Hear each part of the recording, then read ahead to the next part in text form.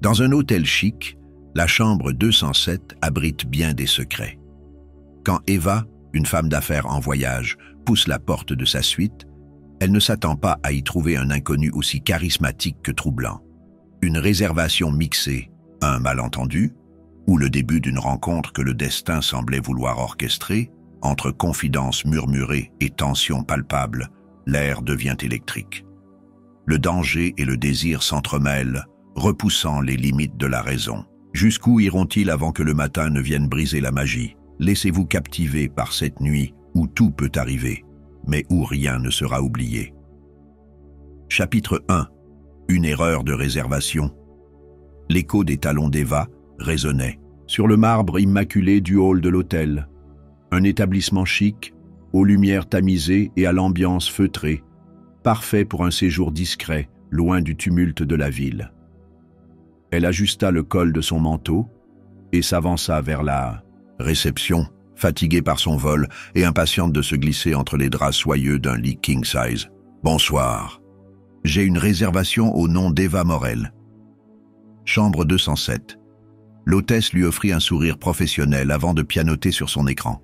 « Oui, tout est en ordre, madame. Voici votre clé. » Un séjour agréable à vous. Eva attrapa la carte, magnétique, et se dirigea vers l'ascenseur, savourant déjà la solitude de sa chambre. Ce voyage d'affaires n'avait rien d'excitant. Des réunions interminables, des dîners diplomatiques, et la perspective de rentrer chez elle sans avoir vécu autre chose qu'une énième suite anonyme. L'ascenseur s'ouvrit dans un tintement feutré. Quelques pas suffirent pour qu'elle atteigne la chambre 207.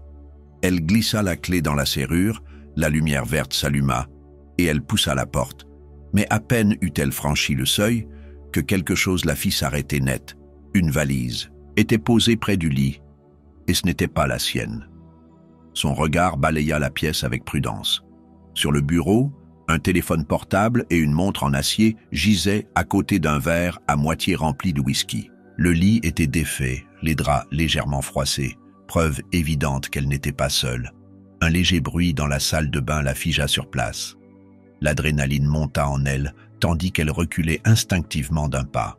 Mais avant même qu'elle ne puisse réfléchir à une réaction, la porte de la salle de bain s'ouvrit.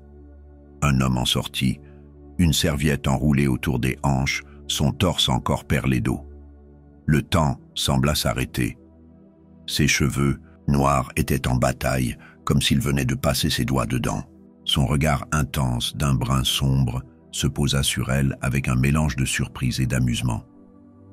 Je ne savais pas que l'hôtel proposait ce genre de service VIP. Sa voix était grave, teintée d'une pointe d'ironie. Eva cligna des yeux, reprenant ses esprits. « Ce n'est pas ce que vous croyez. Je pense qu'il y a eu une erreur de réservation. » L'homme haussa un sourcil, s'appuyant nonchalamment contre l'encadrement de la porte. « Ou bien c'est le destin qui a un sens de l'humour. » Son sourire en coin lui donna des frissons. Mais ce qui la troubla encore plus, c'était la manière dont son regard glissait sur elle, détaillant sa silhouette avec une intensité déconcertante. Eva hésita. Devait-elle partir immédiatement, redescendre à la réception et exiger une autre chambre? Ou bien elle sentit son cœur battre plus fort. Ce genre de malentendu ne devait-il pas être réglé immédiatement? Et pourtant, elle ne fit aucun mouvement vers la porte. Chapitre 2. Jeu de hasard.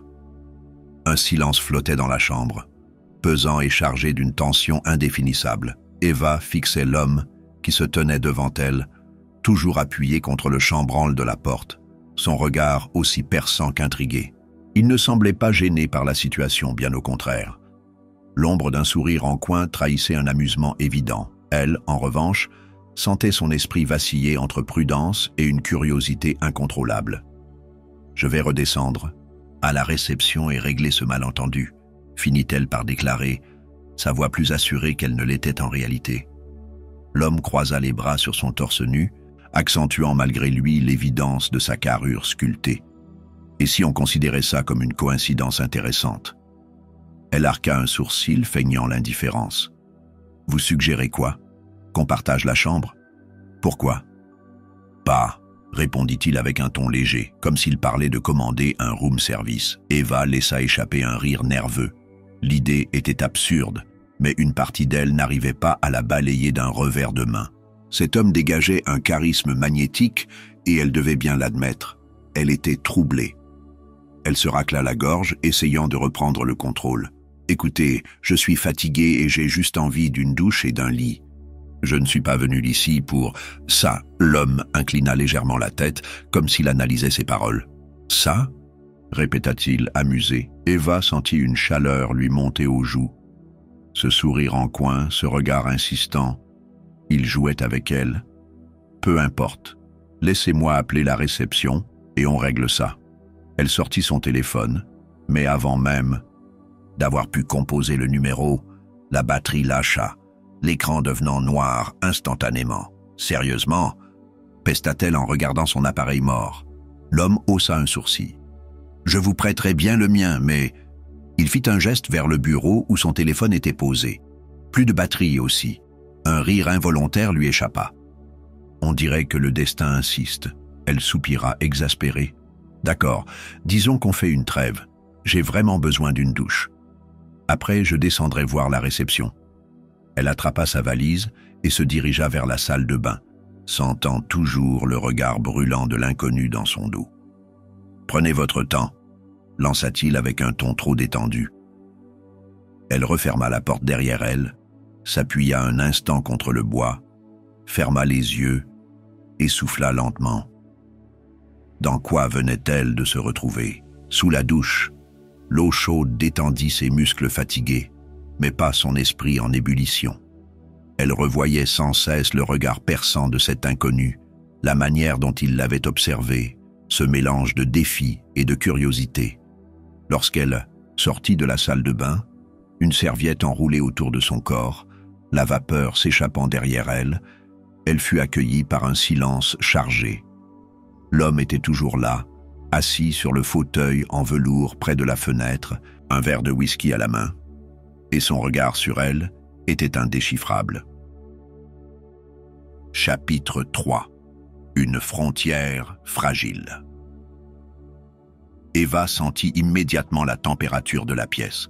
Pas celle dictée par l'air conditionné, mais celle bien plus insaisissable et troublante qui émanait de cet homme assis face à elle. Elle resserra, instinctivement, la serviette autour de son corps, consciente de sa peau encore humide et du léger frisson qui parcourait son dos. L'homme porta lentement son verre à ses lèvres, sirotant le whisky, comme s'il savourait la scène qui se déroulait sous ses yeux. « Bien ?» demanda-t-il d'un ton nonchalant. « Parfait », répondit-elle, tentant de masquer son trouble. Elle se dirigea vers sa valise et en sortit des vêtements, tentant d'ignorer le poids brûlant de son regard. « Je vais me changer. Faites comme chez vous, » répondit-il avec un sourire en coin. Elle hésita un instant, puis opta pour la salle de bain. Même si une part d'elle se demandait ce que cela changerait vraiment, une fois habillée d'un simple short en satin et d'un débardeur ample, son pyjama habituel, elle se força à respirer profondément avant de ressortir. Elle devait garder le contrôle. Mais à peine eut-elle fait un pas dans la chambre, qu'elle comprit qu'il n'était pas du genre à lui faciliter la tâche. Toujours installé dans son fauteuil, il avait légèrement changé de position. Une jambe négligemment repliée sur l'accoudoir, son regard rivé sur elle. « Alors, on règle ce malentendu maintenant ?» demanda-t-elle en croisant les bras. « Si vous voulez toujours descendre, la réception est au rez-de-chaussée. » Eva plissa les yeux. « Pourquoi j'ai l'impression que vous trouvez ça drôle ?»« Parce que c'est le cas. » Il se redressa, lentement, posa son verre et s'avança vers elle. Son parfum, un mélange subtil de bois de santal et de cuir, lui parvint aussitôt, troublant ses sens. « Je peux vous poser une question, Eva ?» Elle hocha la tête méfiante. « Si j'avais été un vieil homme ronflant bruyamment sur ce lit, seriez-vous toujours ici à hésiter ?» Elle ouvrit la bouche, puis la referma, parce qu'elle connaissait déjà la réponse. Non, elle aurait fui immédiatement, sans chercher à discuter, mais lui, c'était une tentation incarnée, un mélange de charisme et d'audace qui la déstabilisait. Il observa sa réaction avec un sourire satisfait. « Voilà pourquoi je trouve ça drôle. » Elle croisa les bras, tentant de reprendre le dessus. « Vous jouez à quoi ?» ?»« Je ne fais que constater. » Un silence s'installa entre eux. Mais il était chargé. Eva savait qu'elle pouvait partir, qu'elle devait partir. Mais elle savait aussi que si elle faisait un pas en arrière, il en ferait peut-être un en avant. Et ce frisson délicieux qui courait sur sa peau, était-ce vraiment de la nervosité ou était-ce l'anticipation d'un jeu dangereux qu'elle n'avait jamais osé jouer auparavant? Chapitre 4. Une proximité inévitable. L'atmosphère dans la chambre 207 s'épaississait, un mélange enivrant de tension et d'excitation latente. Eva le sentait, et lui aussi. L'inconnu n'avait pas bougé d'un centimètre, mais son regard semblait réduire la distance entre eux à lui seul. Une lueur amusée, mais surtout électrisante, y dansait. « Vous n'avez toujours pas répondu à ma question », reprit-il d'une voix grave. Eva haussa un sourcil. « Quelle question ?»« Ah, pourquoi êtes-vous encore ici ?» Elle ouvrit la bouche pour répliquer, pour dire quelque chose d'intelligent, mais rien ne vint. Parce que la vérité était évidente. Elle était curieuse. Curieuse de savoir jusqu'où cette situation la mènerait. Son cœur tambourinait dans sa poitrine, mais elle refusa de le montrer. Elle fit un pas vers le lit et s'assit sur le bord, croisant les jambes. Si c'était un jeu, elle n'allait pas être la seule à en subir les règles. « Et vous ?» rétorqua-t-elle. « Pourquoi ne proposez-vous pas de quitter la chambre ?» Un sourire en coin étira ses lèvres. « Parce que je veux voir jusqu'où vous irez. » Un frisson lui parcourut l'échine. Il ne jouait pas simplement avec les mots. Il l'observait avec une intensité troublante, cherchant à lire en elle comme s'il pouvait deviner chacun de ses désirs inavoués. Elle détourna les yeux une fraction de seconde, fixant le verre de whisky abandonné sur la table basse. « Vous avez toujours ce genre de réplique ? Ou c'est uniquement quand vous sortez de la douche à moitié nu ?» lança-t-elle avec un sourire provocateur. Il éclata de rire. Un rire sincère, grave et envoûtant, qui vibra jusque dans son ventre. « Je suis toujours comme ça. » L'espace entre eux se réduisait sans qu'aucun d'eux ne bouge vraiment.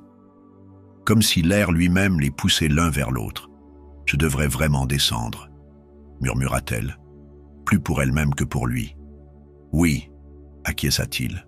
« Mais vous ne le faites pas. » Elle sentit son souffle s'accélérer. Son regard glissa sur les traits de son visage, sur la ligne affûtée de sa mâchoire, sur ses lèvres légèrement entr'ouvertes. Elle sumecta les siennes sans même s'en rendre compte. Lui aussi avait perçu ce détail.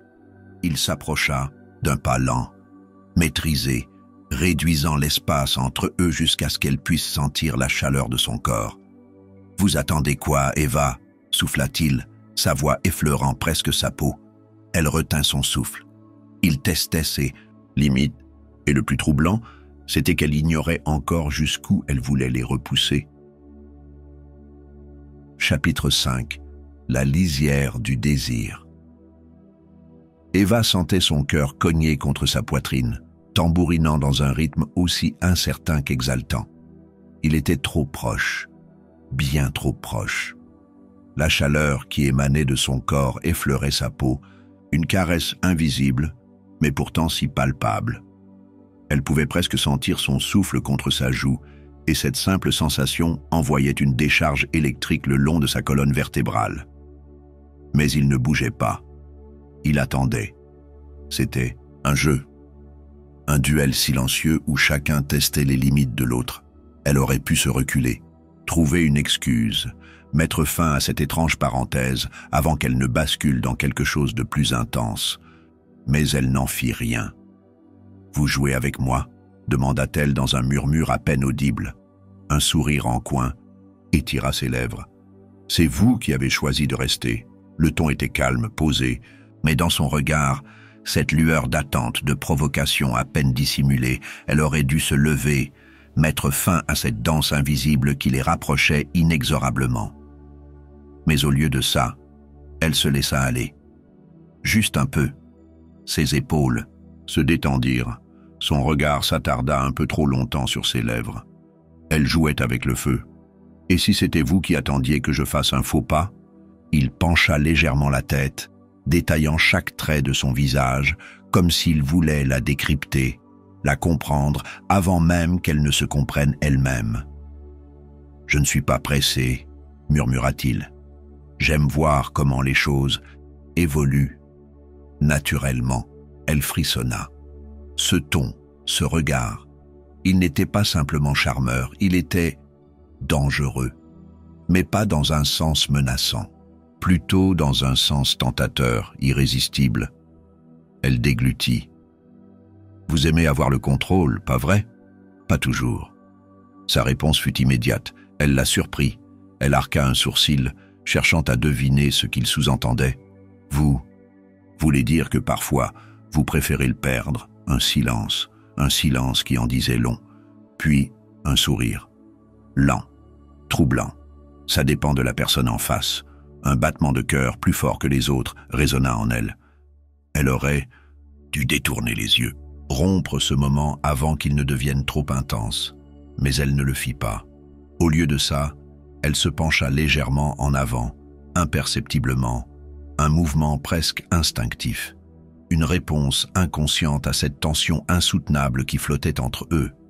Et il ne recula pas du tout. Chapitre 6. L'équilibre. Précaire. Le temps semblait suspendu dans la chambre 207. Un battement, un souffle, une attente. Leurs visages n'étaient plus qu'à quelques centimètres l'un de l'autre, et Eva sentait la tension parcourir, son corps comme une onde invisible. Son cœur battait fort, trop fort, et pourtant, elle ne bougeait pas. Lui non plus. « Vous jouez un jeu dangereux, Eva. » Sa voix était un murmure rauque, une caresse sur sa peau déjà échauffée.